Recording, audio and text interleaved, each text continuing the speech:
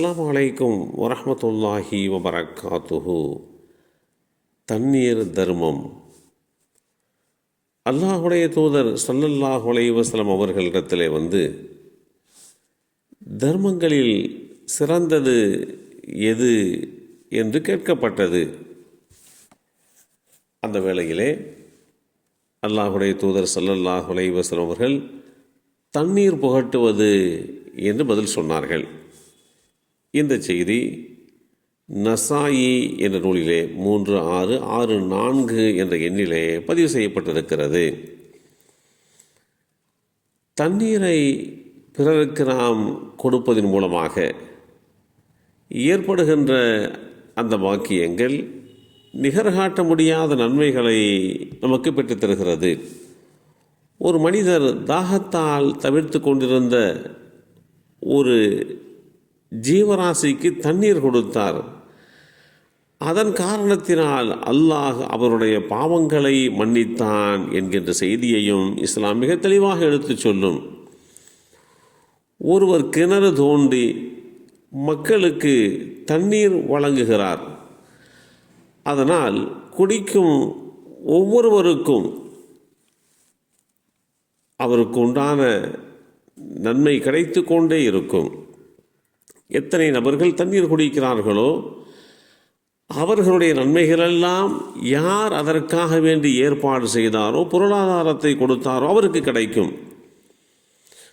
ஒரு முஸ்லிம் தண்ணீர் கொடுத்தால் அது மிகப்பெரிய தர்மமாக பதிவு செய்யப்படுகிறது. ஸஅத் ரலியல்லாஹு அன்ஹு அவர்கள் அல்லாஹுடைய தூதர் ஸல்லல்லாஹு அலைஹி வஸல்லம் அவர்களிடம் என்னுடைய தாயாருக்கு எந்த தர்மம் செய்வது சிறந்தது என்று கேட்டார். என் தாயாருக்காக வேண்டி எதையாவது தர்மம் செய்ய விரும்புகிறேன், ஆனால் எந்த தர்மம் செய்வது சிறந்தது என்று கேட்கிறார். அதற்கு அல்லாஹுடைய தூதர் ஸல்லல்லாஹு அலைஹி வஸல்லம் அவர்கள் தண்ணீர் கொடுப்பது தான் மிகச்சிறந்த தர்மம் என்று குறிப்பிட்டார்கள். மக்களுக்கும் மற்ற ஜீவராசிகளுக்கும் தண்ணீர் கொடுப்பதன் மூலமாக அதை செயல்படுத்துகின்றவர்கள் அதற்கு உண்டான நன்மையை பெற்றுக்கொள்கிறார்கள். ஒரு பெண்மணி தாகமாக இருந்த ஒரு நாய்க்கு தண்ணீர் கொடுத்ததனால் அல்லாஹ் அவருடைய பாவத்தை மன்னித்தான் என்கின்ற செய்திகளெல்லாம் நபிமொழி தொகுப்புகளிலே இடம்பெற்றிருக்கிறது. பசியுள்ளவர்களுக்கு உணவு கொடுங்கள், தாகமுள்ளவர்களுக்கு தண்ணீர் கொடுங்கள் என்ற நிலையான ஒரு கான்செப்டை, ஒரு வழிகாட்டு முறையை இஸ்லாம் ஏற்படுத்தி கொடுத்திருக்கிறது.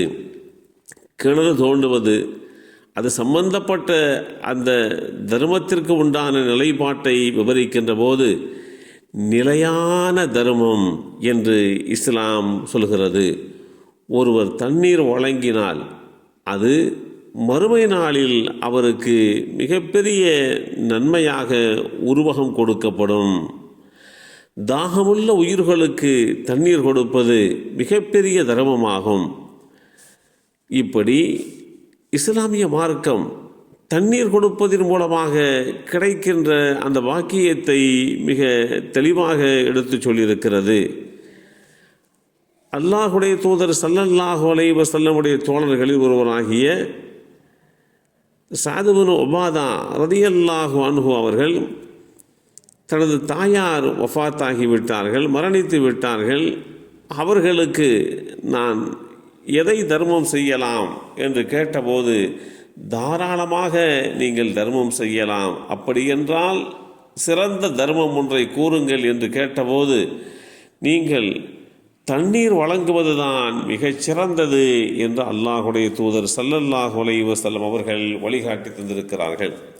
பொதுவாக காசு பணத்தை கொடுப்பது, உணவு கொடுப்பது, இவைகளையெல்லாம் விட மேலானதாக மனிதன் உலகத்திலே ஜீவிப்பித்திருப்பதற்கு, மனிதன் உலகத்திலே ஜீவித்து வாழ்வதற்கு தேவையான ஒன்று தண்ணீர்.